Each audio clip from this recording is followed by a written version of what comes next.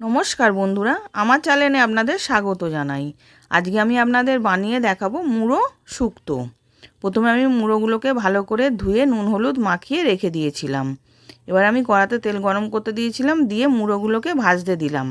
এবার এদিকে একটা মশলা পেস্ট করব, সর্ষে আর রাঁধুনি পেস্ট করে আমি রেখে দিলাম। এবার মুড়োগুলো এক পিঠটা হয়ে গেছে উল্টে, আর এক পিঠটা উল্টে নিলাম। খুব কড়া করে ভাজবো না, হালকা করেই ভেজে নেব। এবার ভাজা হয়ে গেছে, আমি তুলে নিলাম।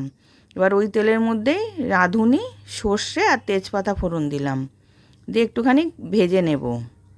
এবার ভাজা হয়ে গেছে, এবার মশলাটা পেস্ট করে রেখেছিলাম ওই মশলাটাকে দিয়ে দিলাম। ওর মধ্যে হলুদ গুঁড়ো দিলাম, দিয়ে মশলাটাকে ভালো করে কষিয়ে নেব। এবার মশলাটা কষানো হয়ে গেছে, এবার ওর মধ্যে সবজি দিয়ে দিচ্ছি। আলু কেটে রেখেছিলাম, আলু দিলাম, বেগুন দিলাম আর ঝিঙে দিলাম, দিয়ে ওটাকে মশলার সাথে ভালো করে কষিয়ে নেব।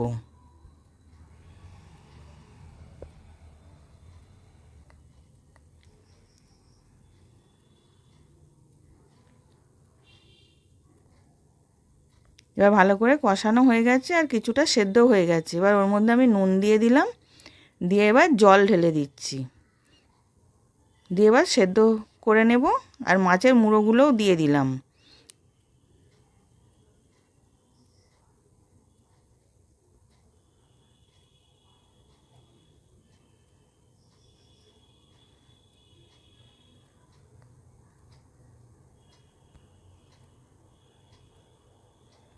এবার সব সেদ্ধ হয়ে গেছে, মাছের মুড়োগুলো একটুখানি ভেঙে দিয়েছি, দিয়ে এবার একটুখানি জলটা কমে গেলে আমি নাবিয়ে নেব।